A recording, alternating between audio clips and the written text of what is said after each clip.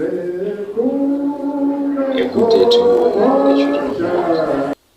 I'm Patrick Maenza of Seventh-day Adventist under the ministry Adventist Youth Watchman Present Truth Ministries.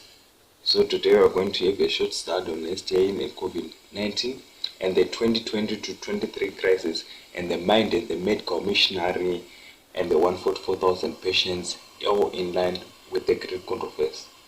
So first of all, we are told in Amos that the Lord God do not do anything until he let his prophets know, and that we found it in 1 Amos. So we are going to trace the COVID-19 pandemic in prophetic lenses, and we want to see if God really talked about pestilences and stuff. So we want to know how can we attain perfection of character and what is to do with 2020 to 24 crisis, because we know that God's character is to do with number 4. Remember, when ancient Babylon fell, it fell with 4 words. Mene, mene, teko, ufase. Those were 4 words, and there are 4 kingdoms in Bible prophecy. So we are going to start the application of COVID-19 in Bible prophecy. So we are going to start with Romans chapter 11, verse 23. Romans chapter 11, verse 23. That is going to be our opening verse. Romans chapter 11, verse 23.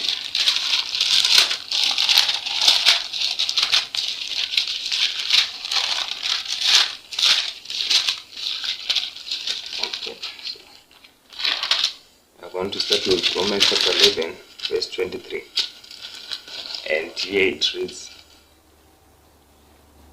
"And if the Jews abandon their unbelief, they will be put back in the place where they were, for God is able to do that."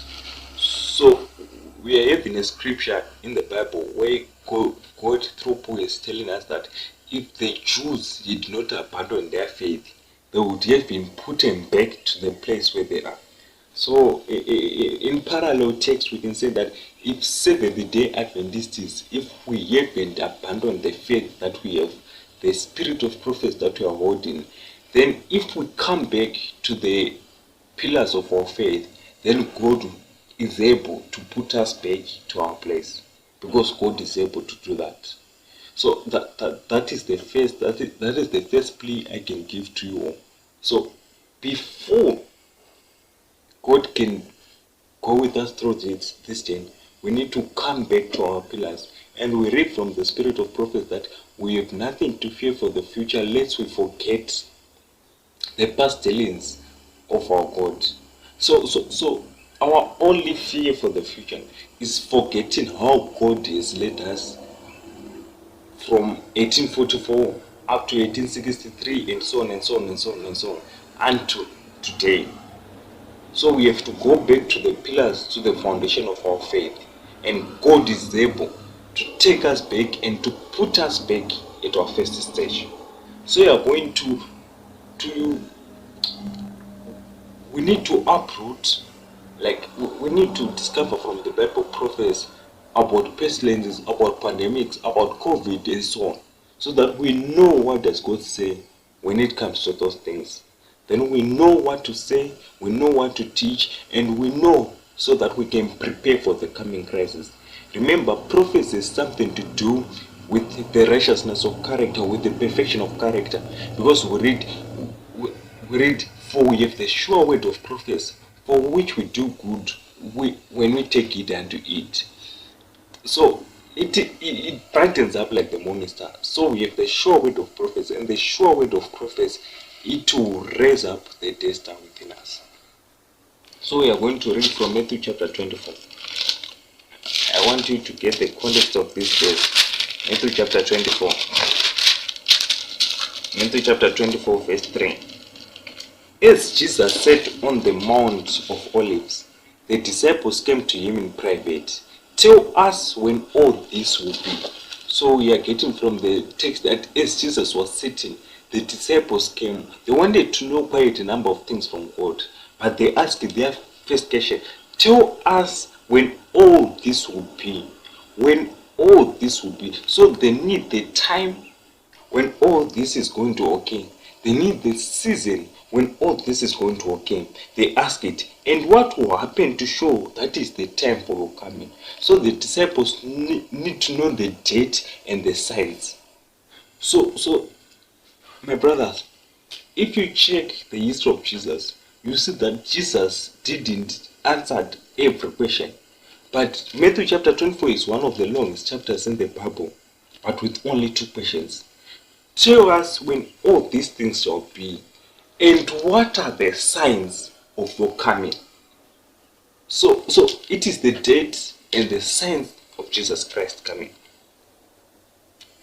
And Jesus says, and what will happen to show that is the time for your coming and the end of age?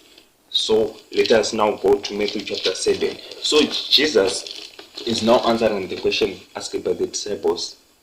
Nations will fight against each other. Kingdoms will attack one another.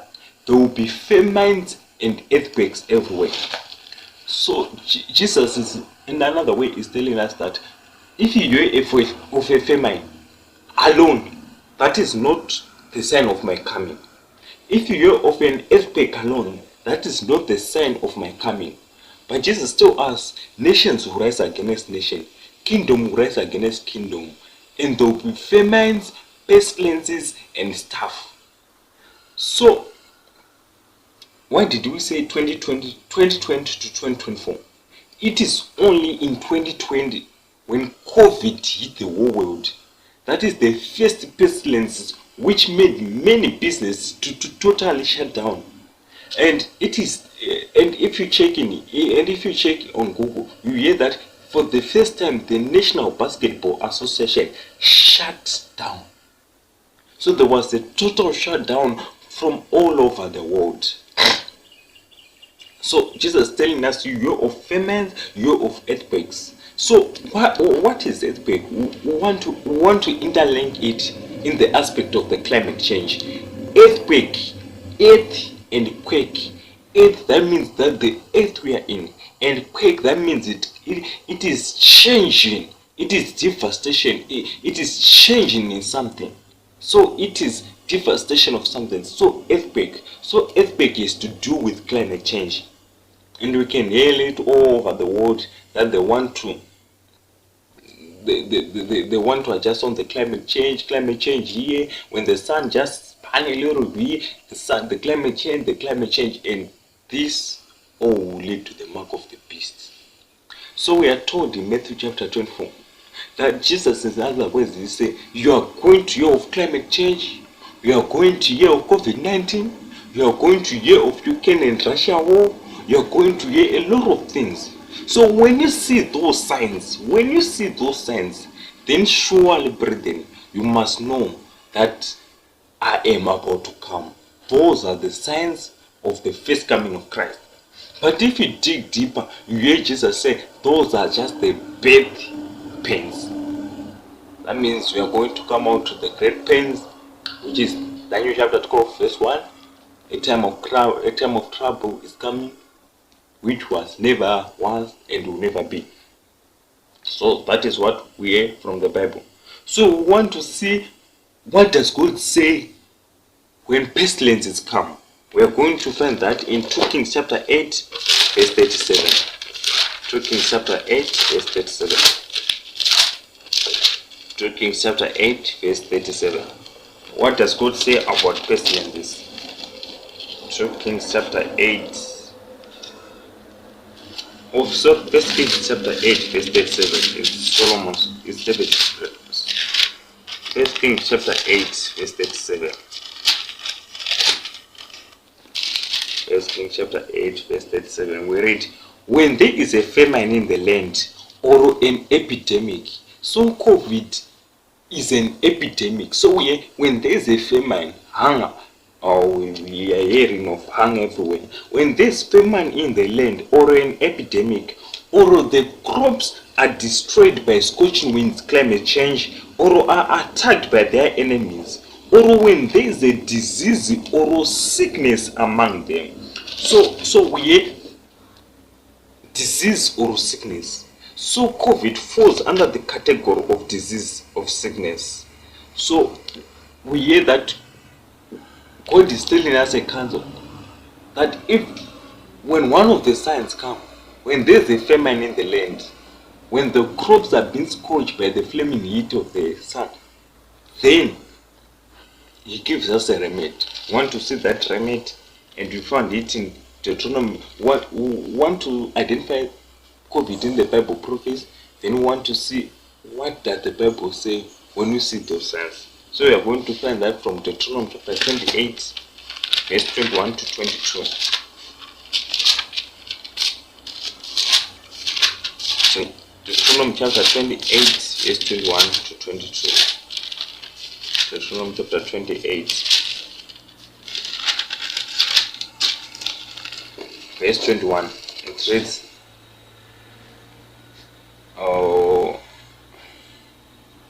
"You will send disease after disease on you until there is not one of you left in the land that you are about to occupy. The Lord will strike you with infectious disease." I want you to listen here. With swelling and fever. We know that COVID is infectious and people were swelling and people had fever. You send drought and scorching winds to destroy your crops, that is climate change. These disasters will be with you until you die. No rain will fall and your ground will become as hard as iron. So we can see that God will send an inflaming disease and stuff from the Bible. So we want to see, why does God allow all these things to happen? So when we see the reason of those things, then we are going to get into our study, and then we are going to come out with one thing and want to see the purpose of God doing all this. Because we know from the Bible that the Lord God, we know that from the Bible that everything that falls upon the Son of God, upon the children of God, it is for their good. So we want to know the purpose of pestilences, the purpose of all these things that are falling fast, the purposes of Matthew chapter 24 pestilences. It is actually an awakening call. So you are going to find that in Ezekiel chapter 14, verse 21.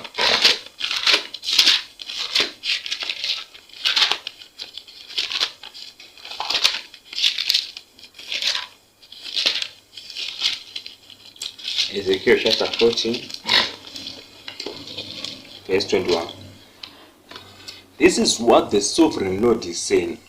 I will send my 4 punishments on Jerusalem: war, famine, wild animals, and disease, to destroy people and animals alike. So, yeah, God has 4 judgments which you send: war, famine, wild animals, and disease. And all those things, we are witnessing them. So God is saying, when you see these things, they are my judgments. What are God's judgments? God's judgments is the removal of God's protection. We find that on the issue of David. Actually, God did not send anything bad against David. But he removed his protection and let the things take their natural way. Like Absalom killing his brother, Absalom's brother raping his sister Tamar, and Absalom revolting against his father David and sleeping with his father children, Ahithophel committing suicide, David running away from the palace and stuff. So God's judgment, it is the removal of God's protection. So God is saying, when I remove my protection, you witness famines and stuff. But all those things have a purpose, and that purpose, it is for the good of us. So we want to see from the Bible, what is the purpose of God doing all those things. So in that, we are going to find it in Isaiah chapter 29 verse 9, and it reads, go ahead. Is it Isaiah chapter 29 verse 29 verse 9? Okay, so we are going to find that reason in Isaiah chapter 29 verse 9, and so actually it's Isaiah chapter 26 verse 9. Okay, it reads, at night I long for you with all my heart. When you judge the earth and its people, they will all learn what justice is. Okay, Even though you are kind to the wicked, they never learn to do what is right.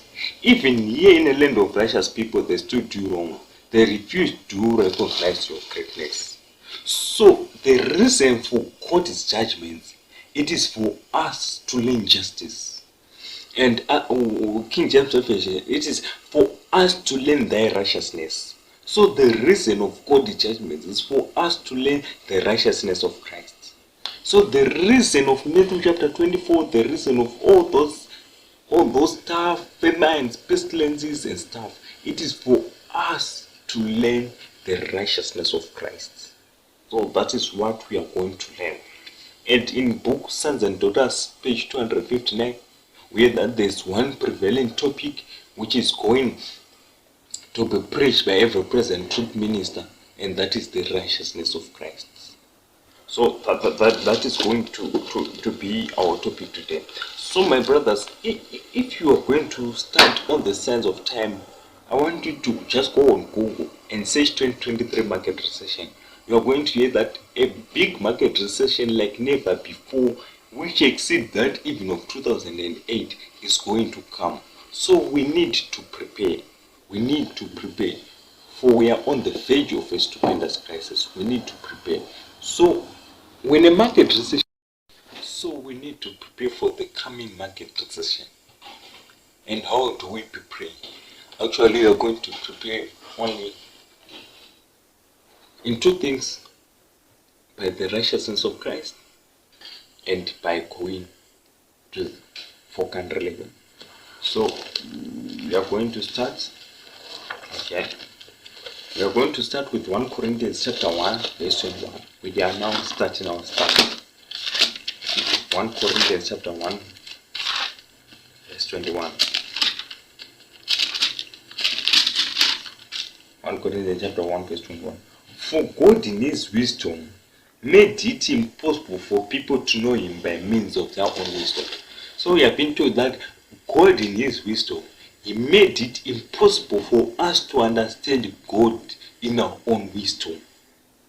So that's why you hear such people like Noah Yuval Harari and so on, saying that God is not there and stuff, saying those stuff like the big people, like all those people, they arguing God is not alive and stuff.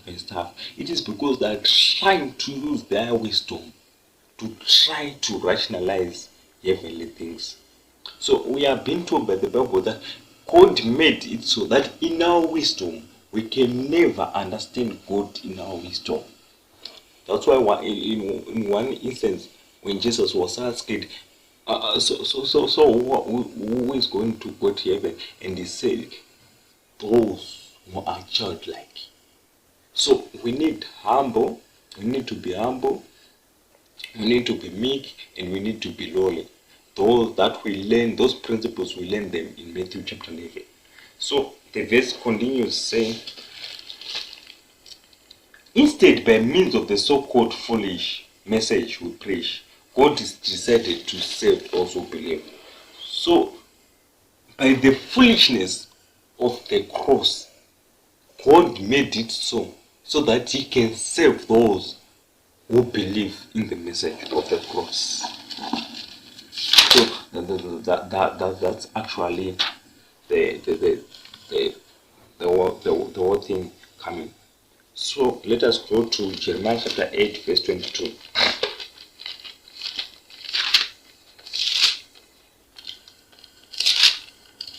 Jeremiah chapter 8, verse 22. Is there no medicine in Gilead? Are there no doctors there? Okay. Yeah. Is there no medicine in Gilead? Are there no doctors there? Why then have my people not been healed? So we are hearing the aspect of the medical missionary in the book of Jeremiah. God is asking, is there no medicine in Gilead? So why are my people not healed? So if we keep on, I wish my head were a well of water and my eyes a fountain of tears, so that I could cry day and night for my people who have been killed. So this is Jeremiah actually crying. So we want to learn this scripture in the context of the coming crisis, in the context of Matthew chapter 20, or in the context of Matthew chapter 24. We want to know what are the signs which are going to help us to prepare for the coming crisis. And we read in Matthew chapter 24, verse 32. Matthew chapter 24, verse 32. Let the fig tree teach you a lesson. When its branches become green and tender, and it starts putting out leaves, you know the summer is near. So God is implying, Jesus is God. God is implying to us in Matthew chapter 24, verse 32. He teaches us about fig tree. That when you want to know a lot about God, you must resort back to nature. So he gives us the fig tree. And know that when the fig tree leaves are now pouring off, then you know that summer is near, destruction is near. So if you start the character of God, like God's character is represented by 4. So in also seasons, we have 4 seasons: summer, autumn, winter, spring, and God's nature is 4. We are going to read that from Exodus chapter 20, so that the Bible is going to convert. So Exodus chapter 20, we want to see, is the character of God really number 4? Okay. Exodus chapter 20, verse 5. Do not bow down to an idol or worship it, because I am the Lord your God, and I tolerate no rivals. I bring punishment on those who hate me and on their descendants down to the 3rd and 4th generation. So God is saying, I bring punishment to those who hate me down to the 3rd and 4th generation. So God's limits is on number 4. We want to see on Belshazzar, many took offering, then ancient Babylon fell. So God's character is number 4. So my brothers, we are on the banks, we are on the borders of Canaan, brethren. We have to fear God and to give glory to Him. Number 4, it is the character of God. Actually, we have more than 10 scriptures to prove text that God's character is number 4, but they are going to do that in another study. So that's actually why I'm implying. Actually, I'm not giving a time prophet, but I'm implying by 2020 to 2024, a crisis is going to brew. A crisis is going to brew. My brother, I'm serious. A crisis is going to brew. Between 2020 to 2024. Why did I say 2020? Because in 2020, that's when we see famines, climate change, everything, earthquakes and stuff, and COVID shutting the whole world like never before in history. 2020 up to 2024. Yes, the world was shut, but with cholera is it doesn't fit on the issue of pestilences. We hear that Jesus saying pestilences. So actually, I'm not implying that by 2024 a crisis is going to prove, but taking it from the Bible, trying to prove text from the Bible, I'm implying so. But I'm not giving end time prophecy, because God can extend, or we are not God. So my brothers, we have to prepare. We have to prepare like never before. We hear that we are on the verge of a stupendous crisis. The world is dead in the spirit of war. And in Desire of Ages, page 83, we hear that it would be well of us to spend a thoughtful hour each day in contemplation on the life of Christ, taking it point by point, and let the imagination grasp each sins, especially the lies, especially the last sins, as we dwell upon His great sacrifice. Our confidence in Him will be constant, our love in Him will be quickened, and we will dwell imbued in His Spirit. So my brother, I'm implying, I'm not saying definitely by 2024 a crisis is going to brew, but even by 2023 a crisis is going to brew, my brothers. A crisis is going to brew. A crisis is going to brew. So let us try to. Okay, let us go to Amos chapter 8, verse 2. Amos chapter 8 verse 2. We want to see we are on the issue of we are on the issue of summer, like we have 4 seasons. Jesus is telling that when you see the fig tree losing its leaves, they know that summer is near.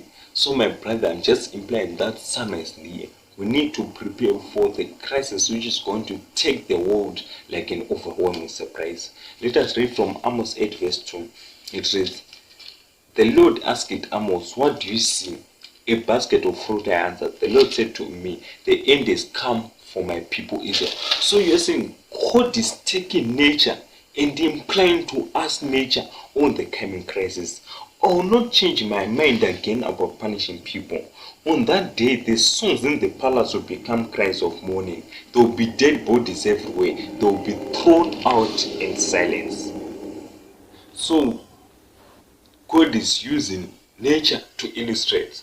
So actually, if we can look at our climate and comparing it with the previous years, we can see that the fig tree is losing its leaves and the summer is near. Matthew chapter 24 verse 7. Matthew chapter 24 verse 7. It reads, "Nations will arise against nations. Kingdom will attack another. There will be famines and earthquakes everywhere." Verse 9. It reads, "Then you will be arrested and handed over to be punished and be put to death. All nations will hate you because of me." So here we can see that persecution is already being addressed in the Bible. So Jesus said, when you see earthquakes, and we have agreed that earthquakes is have to do with earth, that means the world climate, and quakes it has to do with the changing of those discs and stuff. So here that Jesus said, when you hear of earthquakes, he just said after finishing the word earthquakes, then he said, then you will be handed over to be arrested. That is persecution. So my brothers, we are on the edge of a stupendous crisis. You can hear all the wars of the nations crying for climate change. We need climate change, we need climate change, we need a day of rest, we need to rest on Sunday and stuff. Jesus said, yes, when you hear of those things, and let me repeat verse 7. Okay. There will be famines and earthquakes everywhere, not only in America, not only in China, everywhere. And we can hear that the whole world is being affected with climate change. So Jesus said, when the whole world is being affected with climate change, then you'll be arrested and handed over to be punished and be put to death for my name's sake. So that is earthquakes and that is climate change. So just after climate change, the following thing that is going to come, it is the National Sunday Law. It is the mark of the beast. We have a start on the National Sunday Law.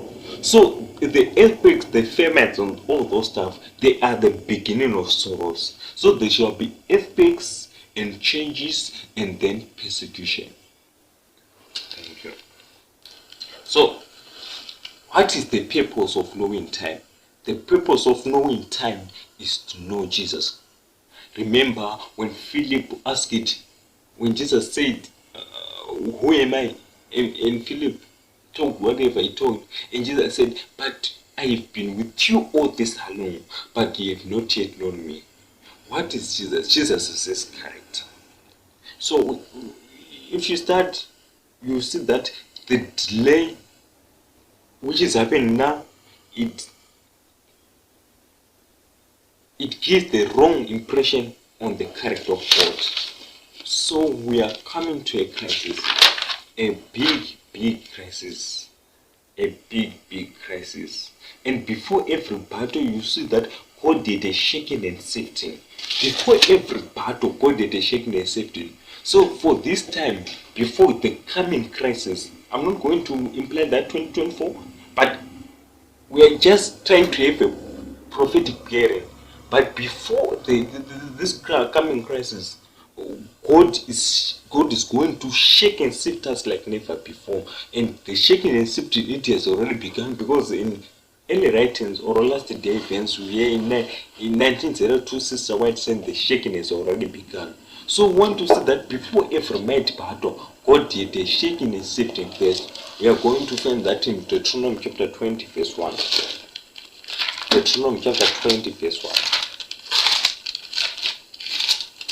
Deuteronomy chapter 20 verse 1. When you go out to fight against your enemies, and you see chariots and horses, and an army that outnumbers them yours, do not be afraid of them.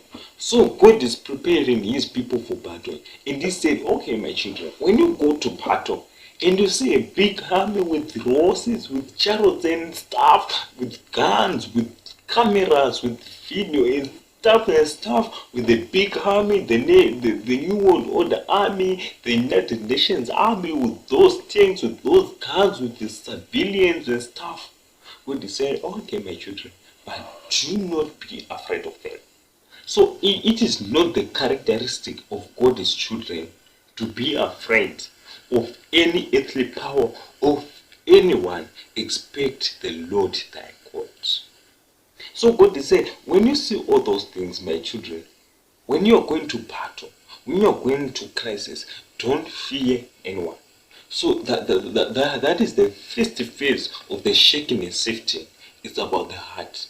If you fear men, you are putting trust into men. If you fear God, you are putting trust into God. Revelation chapter 14 verse 6. Fear God and give him glory, for the hour of his judgment is come. That is the first angel's message. So we are going to read from Revelation 21 verse 8. What does God talk when it comes to fear? Revelation chapter 21. Revelation chapter 21 verse 8. Okay, in Revelation chapter 21 verse 8, we see God denouncing on those who cannot go to heaven. And he said, even those who fear, they are not going to see the kingdom of God. So fear is not the character, it's not a characteristic of God's children. Fear not. That's why you see Jesus, whenever he appeared to the prophets, when he appeared to Daniel, when he appeared to John the Revelator, he said, fear not, fear not. So we are going to read from Deuteronomy chapter 20 verse 2 on the issue of shaking and sifting. Deuteronomy chapter 20 verse 2. Deuteronomy chapter 20 verse 2.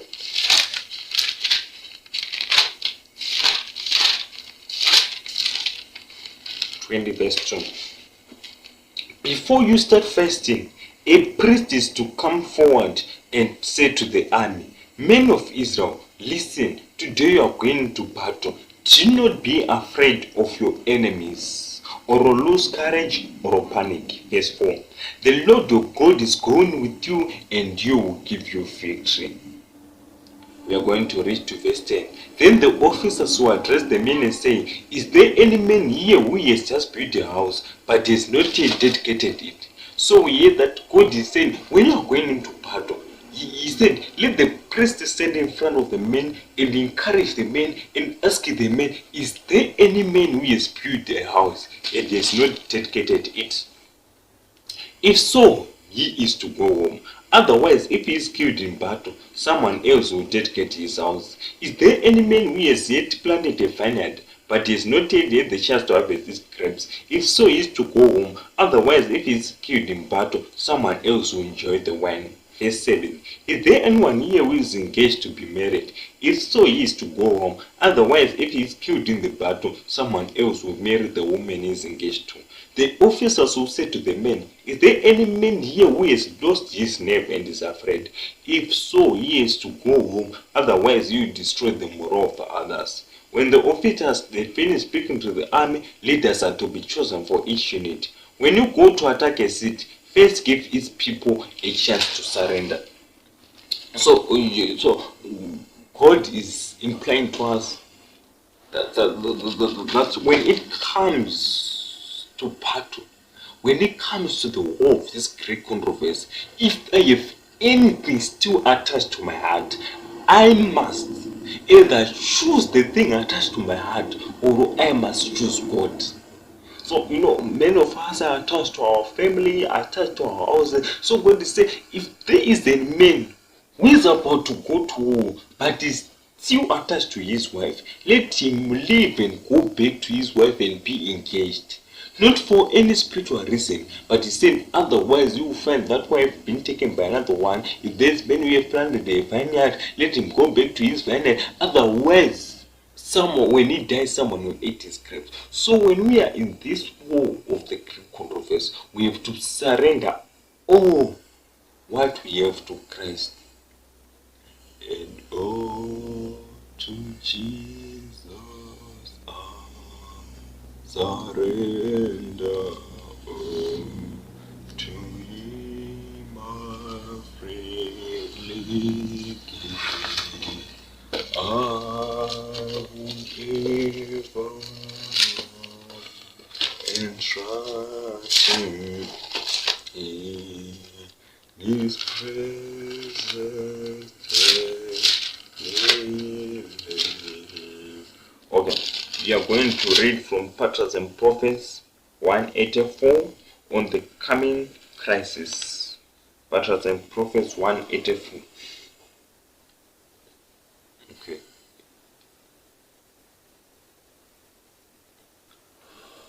Well, Patriarchs and Prophets, page 184 on the coming crisis.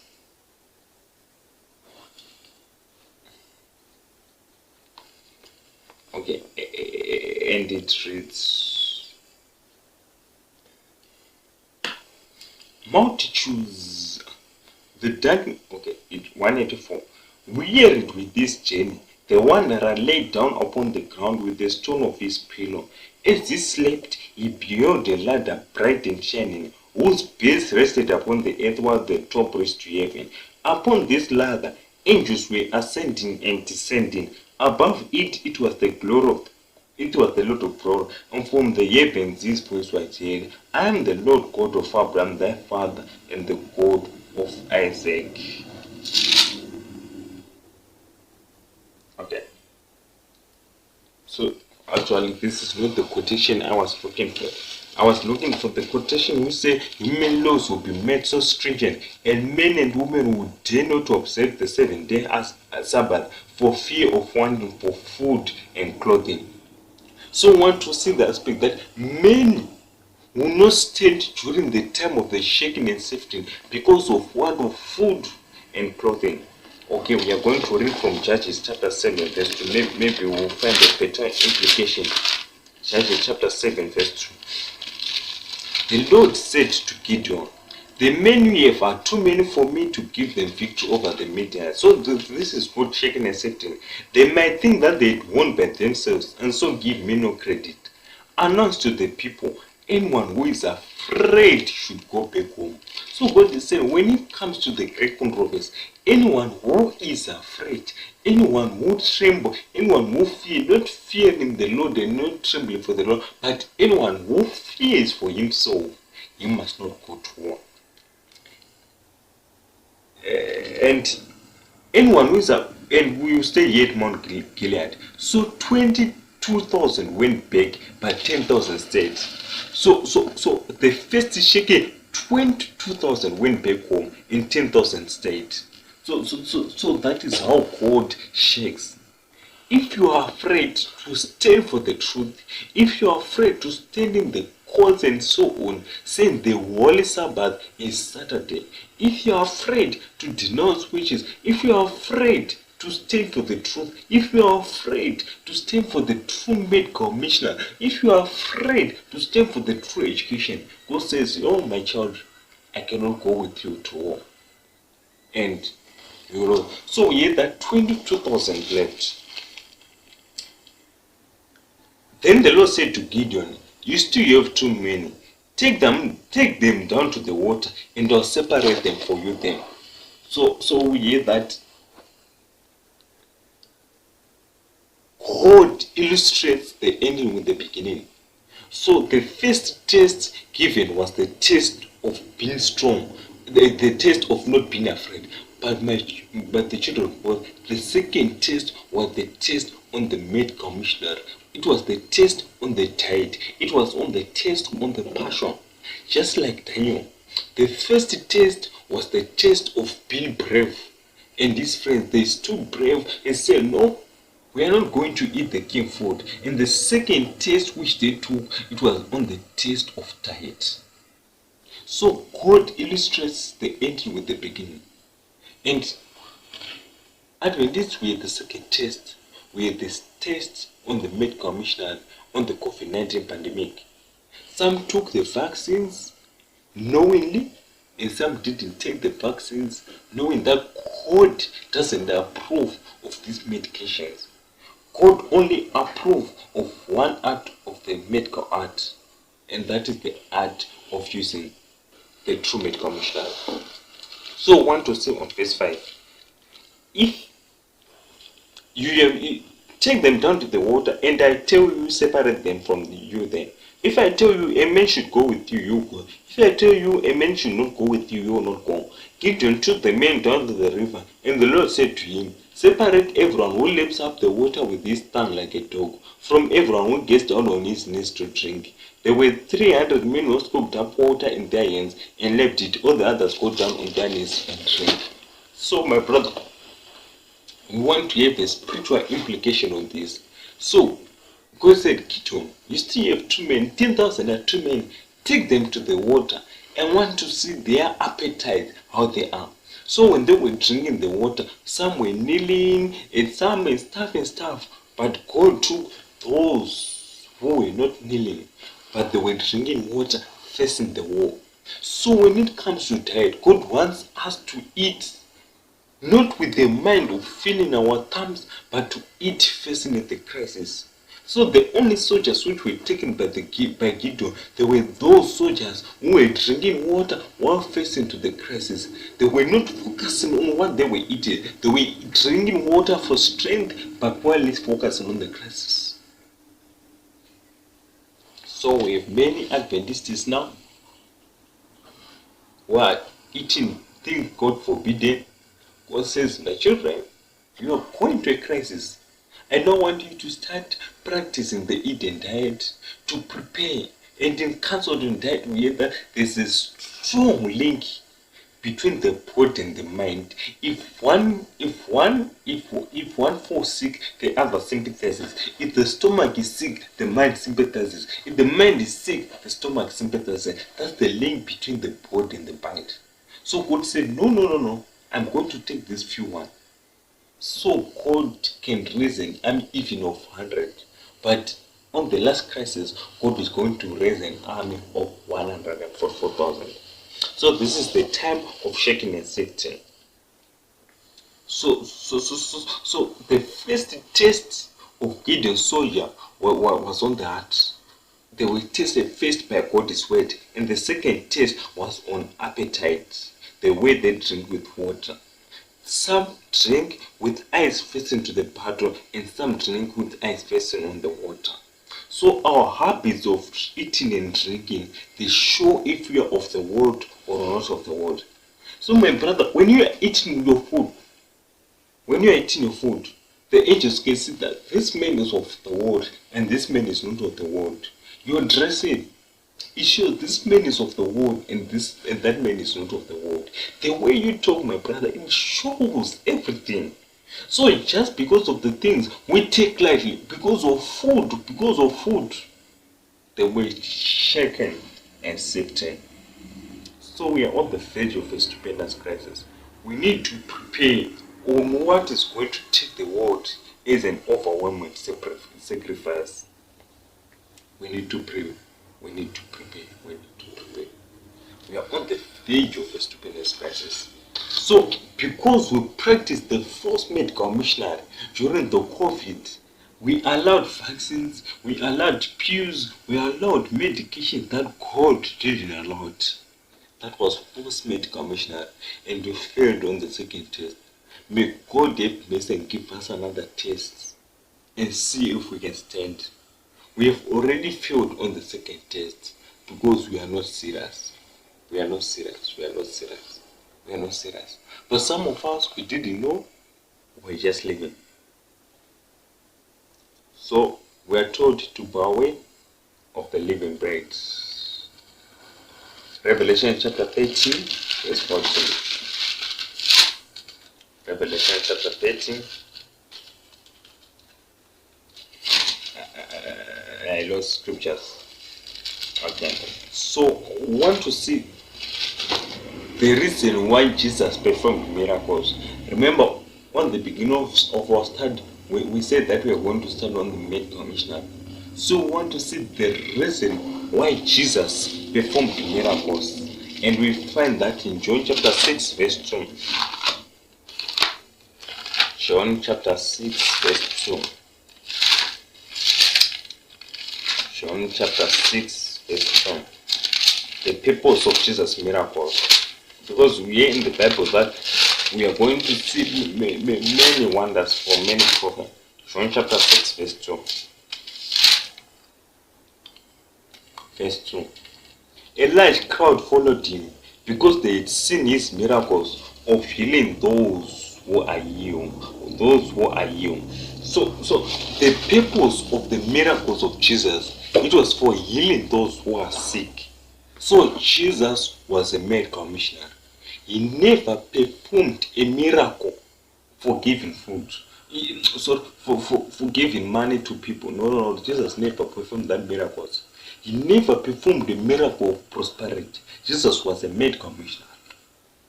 Let us see from John chapter 4, verse 46 to 49. John chapter 4, verse 46. Then Jesus went back to Cana in Galilee. When he had turned the water into wine, a government official was there whose son was ill in Capernaum. So we hear that when Jesus had turned water into wine, he returned to Capernaum. And when he returned to Capernaum, a government official, we had a son who was ill, he came to Jesus. When he heard that, Jesus said to him, "None of you will ever believe unless you see miracles and wonders." "Say," replied the official, "come with me before my child dies."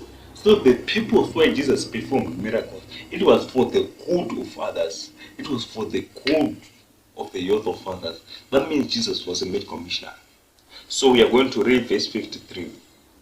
Then the father remembered that it was at that very hour when Jesus told him, "Your son will live." So he and all his family believed. This was the second miracle that Jesus performed after coming from Judea to Galilee. So we hear that the time of Christ's ministry was 3.5 years in the 1,260 years. And my brother, the time of the beast, it will be 3.5 years.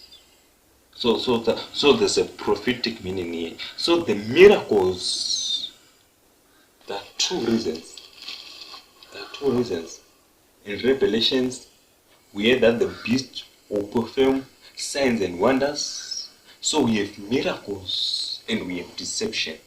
The miracles of Jesus were only the miracles of healing, and deceptions are false healing.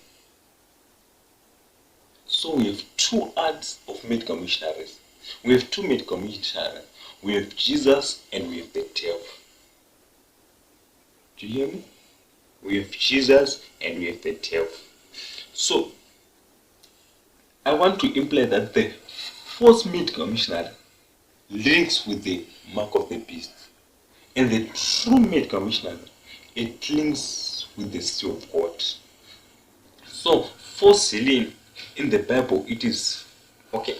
We want to read from Revelations 18 verse 23, maybe so that we don't just talk. Revelations 18 verse 23. Okay.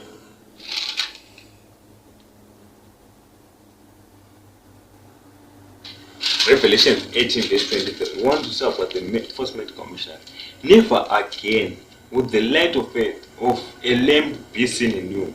No more will the voices of brides and grooms be heard in you. Your merchants were the most powerful in all the world, and with your false magic you deceived all the peoples of the world." Actually, the other version says, "with your false sorcery." So in the Hebrew word, you hear that the false healing, it has to do with pharmacy. And in the Greek, it's Hebrew or Greek, it's pharmakia. And what is pharmakia in English? That is farmers. And what do we find in farmers? Drugs and vaccinations. So, drugs and vaccination, it is the first medical missionary. And the first medical missionary is something to do with the national standard law. And hence the medical missionary leads to the Holy Sabbath. That you can find it that in Testimonies volume 6 page 265. So the first medical missionary used to do something with the national Sunday law, and the true medical missionary is to do with the Sabbath. And we find that in councils on dance and food, we hear that you have been approved of only one way of practicing the medical arts. So if we are pushing for the first medical missionary, we are going to push for the national Sunday law. If you are pushing for the medical missionary, then you are pushing for the seal of God, for the Sabbath. So the youth reform, we hear that the youth reform is the right arm of the third angel's message. So if you are against the youth reform, then you are against the true medical missionary. So my brothers, we are going to end with the mind, because we hear that the 144,000, it is in Revelation chapter 14 verse 4. Revelation chapter 14 verse 4.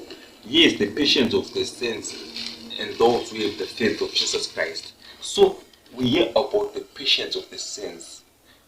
What is the patience? Because we hear that the saints, the 144,000, they will sing the song of Moses and the Lamb. We are going to have a study on that song, the Moses of the Lamb. But here we hear that, here the patience of the saints. We want to hear what those patients did in Revelation chapter 6, verse 4. And I saw the Lamb break upon the sixth seal. Okay, is it Revelation? Yeah. There was a violent earthquake, and the sun became black like coarse black cloth, and the moon turned completely like red blood. The stars fell down to the earth like unripe figs falling from the tree when a strong wind shakes it. The sky appeared like a scroll being rolled up, and every mountain and island was moved from its place. Then the kings of the earth and the rulers and the military chiefs, the rich and the poor, and all other slaves, and all other people slave and free, hid themselves in the caves and under the rocks on the mountains. So this is the second coming. And if you keep on reading, okay, I want to read on verse 17. The terrible day of their anger is here, and who can stand against it? So we have a question: who shall be able to stand when the second coming of Christ appears? And remember, we started on the righteousness of Christ. So my brothers want to say, who is able to stand on the coming crisis? We are going to find that in Psalm chapter 24, verse 3 to 5. Psalm chapter 24. Psalms chapter 24, verse 3 to 5. Who is the right to go up the Lord's hill? Who may enter his holy temple? Those who are pure in heart and in thought. In another version, those who are pure in heart and thought, who do not worship idols or make false promises. Psalm chapter 15, verse 4. So we hear that those who are pure in heart and thoughts. So the heart and the thoughts must be pure, so that you can stand on the holy hill of God. And we are going to find in Psalm chapter 15, verse 4. 15, verse 4. They despise those whom God rejects, but honor those who obey the Lord. They always do what they promise, no matter how much it may cost. So David is asking, who shall be able to stand on the holy mountain of God? And those who have pure hearts and clean hands shall be able to stand on the mountain of God. So the 144,000 we have pure hearts and clean hands. So we have clean hands and pure hearts. So for the hands to be clean, the heart is to be pure. So we find that if the heart is clean, then the hands are clean. And David says, Lord, if I have not lifted my soul to vanity or to speak deceitful pride, vanity, that is pride, and deceitful, and we know that God's character is no deceitfulness. So the 144,000, you have to reach the perfection, the character of perfection that Jesus reached. Let us see what does God says about pure hearts in Matthew chapter 6. So the 144,000 will have pure hearts and clean hands. Matthew chapter 6.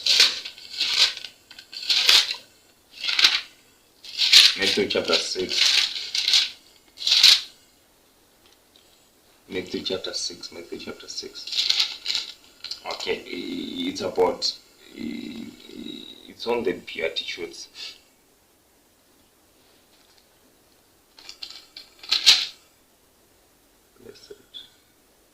Okay, so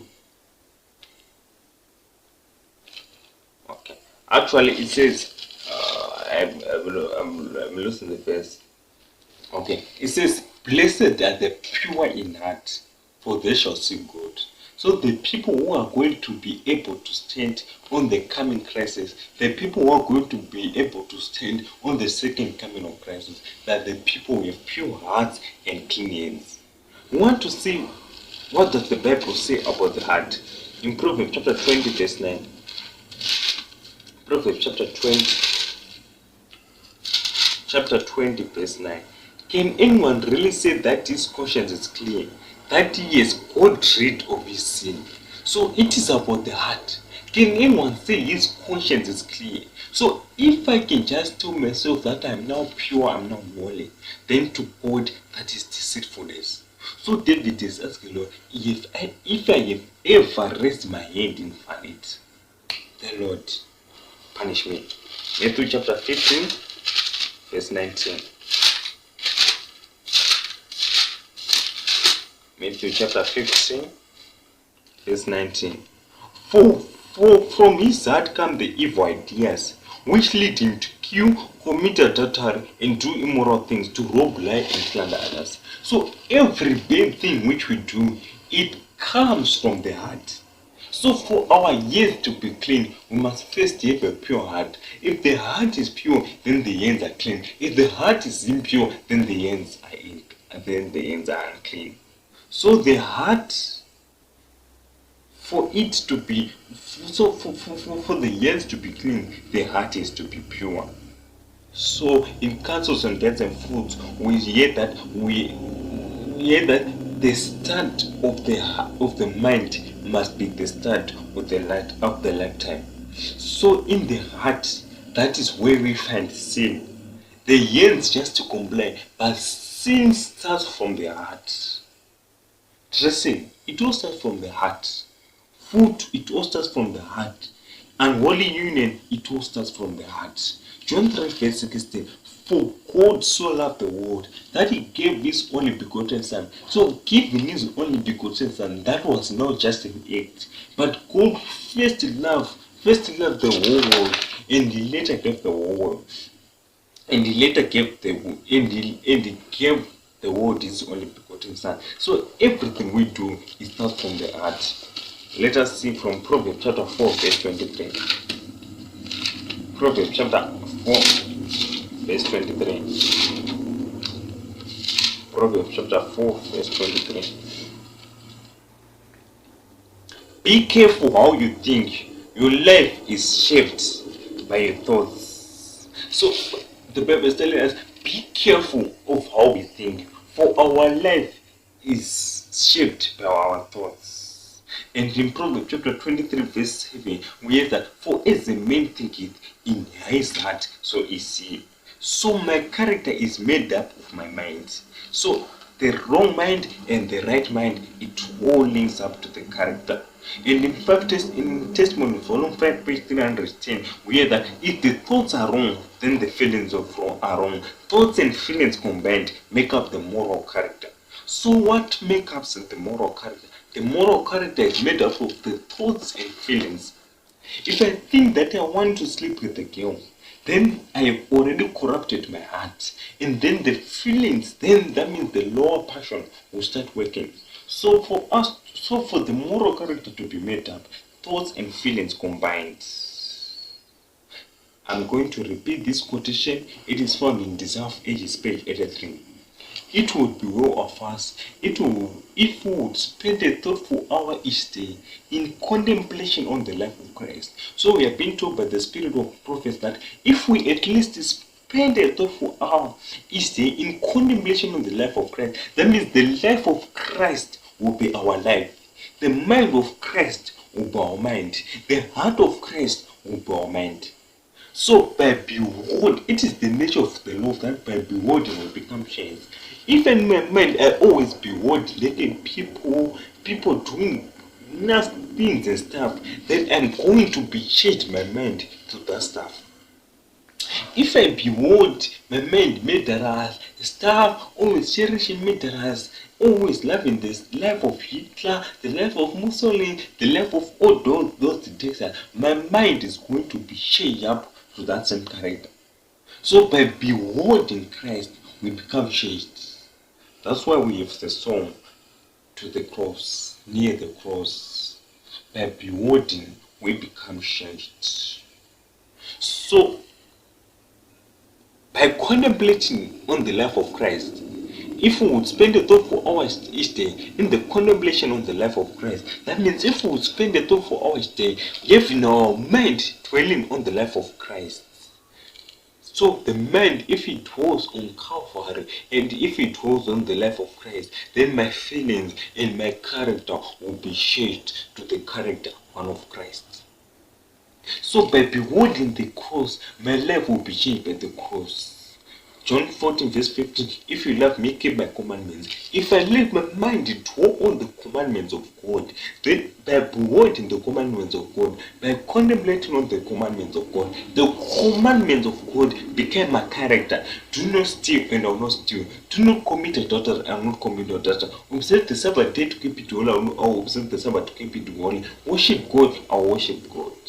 So by contemplating, we become changed. By beholding, we become changed. So that's why we are told to guard our thoughts, to guard our heart, because out of it comes the life. And in Testimonies, volume 5, page 310, we hear about diseased imagination. And we hear that the diseased imagination, it dishonors God. We dishonor God by allowing our feelings to have a complete control of reason and judgment. So when we allow our feelings to have a complete control of our judgment and reason, then we are dishonoring God. So the higher passions, I'm saying that the mind should not be controlled by the lower passions. When the lower passions control the mind, then we dishonor God. Whenever my lower board controls the upper board, then I dishonor God. So it causes the mind to react upon the board and unbalancing the circulation, producing congestion in certain organs. So a diseased imagination, it does two things. It dishonors God and let the mind to react upon body, and it produces congestion and unbalancing the circulation. So that's when you find yourself being ill, only because of a diseased imagination. Let us read from Ephesians chapter 4, verse 12 to 13. Ephesians chapter 4, verse 12 to 13. Ephesians chapter 4, verse 12 to 13. It reads, "Ye did this to prepare all God's people for the work of Christian service, in order to build up the body of Christ. And so we shall all come together to that oneness in one faith, and in our knowledge of the Son of God, we shall become mature people, reaching to the very height of Christ's full stature." So God wants us to reach the full height of Christ. He wants us to reach the perfection of character. And what is perfection of character? Perfection of character is total obedience to the commandments of God by faith. So that is the purpose of God. So today, here ends our stand. We are going to have more studies by time, and we are going to look into main aspects into many. We are going to look into many topics. We are going to study on a lot of things. So for today, this was our start. So we are going to kneel down and close with a prayer. We are going to kneel down and close with a prayer.